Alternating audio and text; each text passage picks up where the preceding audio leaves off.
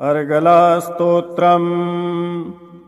ॐ अस्य श्री अर्गलास्तोत्रमन्त्रस्य विष्णुर्षिः अनुष्टुप् श्रीमहालक्ष्मीर्देवता श्रीजगदम्बा प्रीतये सप्तशतीपाठाङ्गत्वेन जपे विनियोगः।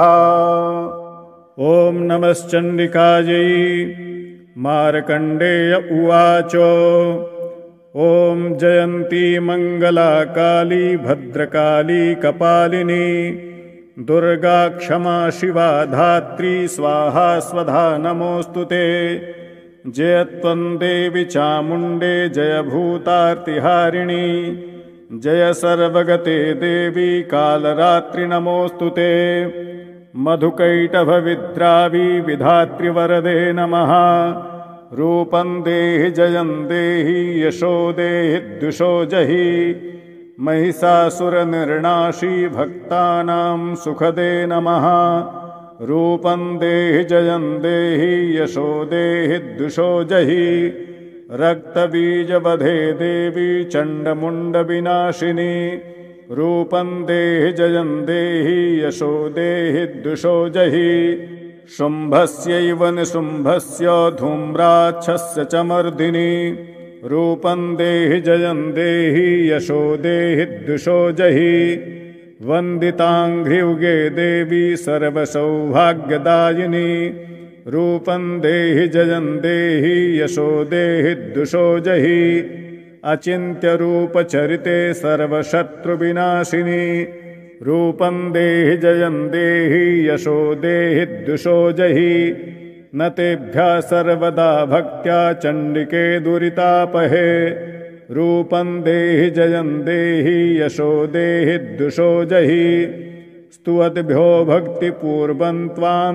चण्डिके व्याधिनाशिनी रूपं देहि जयं देहि यशो देहि द्विषो जहि चण्डिके सततं ये त्वामर्चयन्तीह भक्तितः रूपं देहि जयं देहि यशो देहि द्विषो जहि देहि सौभाग्यमारोग्यं देहि मे परमं सुखं रूपं देहि जयं देहि यशो देहि द्विषो जहि विधेहि दुष्टान्नाशं विधेहि बलमुच्चकैः रूपं देहि जयं देहि यशो देहि द्विषो जहि विधेहि देवि कल्याणं विधेहि परमां श्रियं रूपं देहि जयं देहि यशो देहि द्विषो जहि सुरासुरशिरो रत्नो निघृष्टचरणेऽम्बिके रूपं देहि जयं देहि यशो देहि द्विषो जहि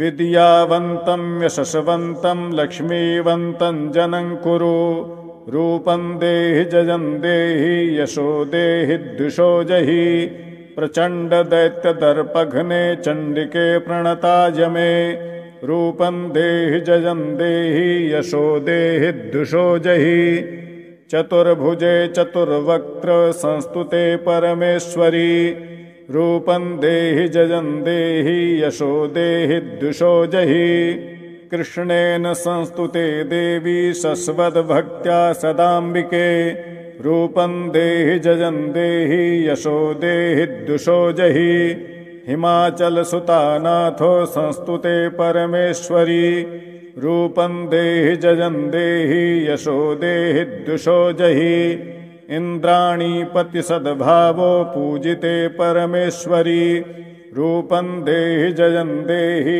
यशो देहि द्विषो जहि देवी प्रचण्ड दोर्दण्ड दैत्यदर्पविनाशिनी रूपं देहि जयं देहि यशो देहि द्विषो जहि देवी भक्तजनोद्दामो दत्तानन्दोदयेऽम्बिके रूपं देहि जयं देहि यशो देहि द्विषो जहि पत्नीं मनोरमां देहि मनोवृत्तानुसारिणीं तारिणीं दुर्गसंसारसागरस्य कुलोद्भवाम् इदं स्तोत्रं पठित्वा तु महास्तोत्रं पठेन्नरः स तु सप्तशती संख्या वरमाप्नोति सम्पदाम्।